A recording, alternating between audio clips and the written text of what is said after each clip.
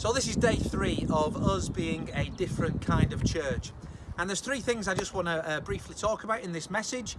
I want to talk about community spirit, I want to talk about the volunteering response, and I want to talk just briefly about Mothering Sunday, which is coming up this weekend. So firstly, community spirit. We're all facing huge challenges at the moment, aren't we? There's lots of anxiety, there's lots of fear, there's lots of uncertainty around, and many of us have lots of questions at the moment. But in the midst of all that kind of uncertainty and confusion, what I am seeing is a great community spirit emerging. People are stepping up to the plate, people are going the extra mile, and it is really encouraging to see this. One example of this is within our schools. Of course, today our schools are closing, they're shutting down, and this is going to put huge pressure on our children, our young people, parents, families, and there's a lot of uncertainty around. But I'm also seeing in the middle of all of that, teachers and teaching staff doing all that they can to keep schools open for vulnerable children, for the for key worker children. I've seen examples of teachers offering to do online tuition free of charge so that kids can still have some education at home. It's been really encouraging to see, and so a huge thank you to our teachers and teaching staff, along with all the other sectors of our community who are working so hard at the minute. Lorry drivers, supermarket staff, healthcare professionals, small business owners, emergency services, everybody is working so hard and doing that little bit of extra.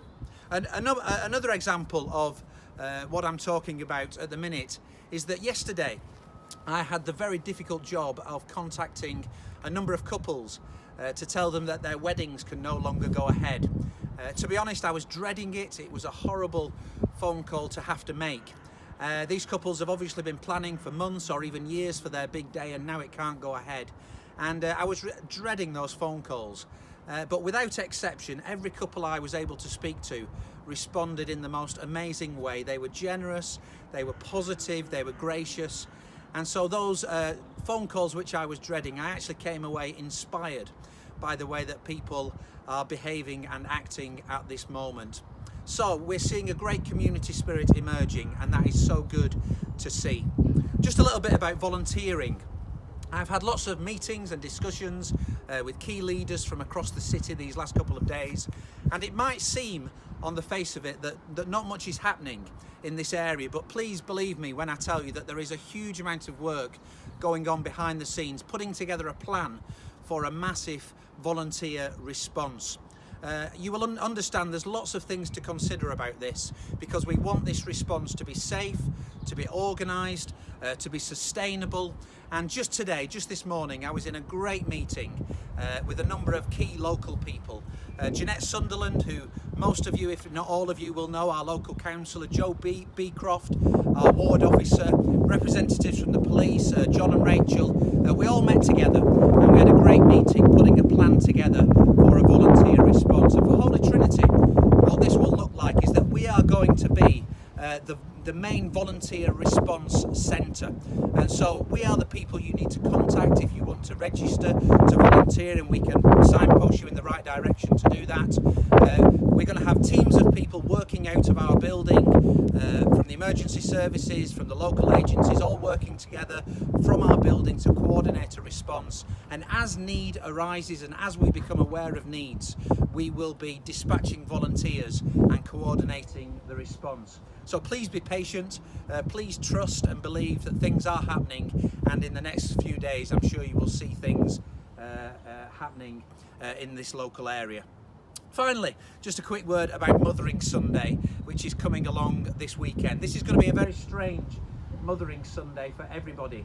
Many of us won't be able to see our mums because either we're self-isolating or they're self-isolating, and it's going to be quite a challenging and a difficult day for many people. There's a couple of things we're going to do to help us on Mothering Sunday.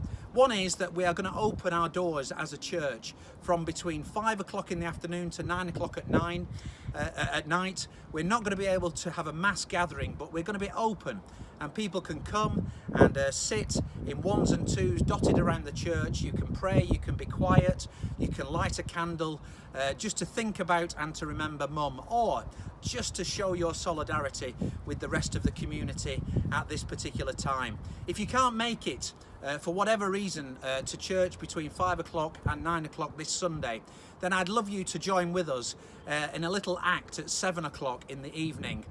We are joining with a national campaign to put a light in your window, and that light can be anything. It can be a candle or a tea light, but you must be careful, or a torch or a lamp or your mobile phone, but just put a light in your window. Again, maybe to remember Mum, but also particularly as a sign of our community coming together at this particular time. We're hoping, we're not sure at the minute whether we'll be able to do it, but we're hoping at 7 o'clock we'll also be able to ring our bells. And so if you're in the area, you might like to open your front door, open your window, stand in the back garden, and we'll hear the bells ringing, again as a sign of our togetherness as community at this time. So, a few things just to take away before I finish today's message. First of all, we'd love to hear from you about volunteering. Please get in touch with us at the church office if you're fit, healthy and under 70.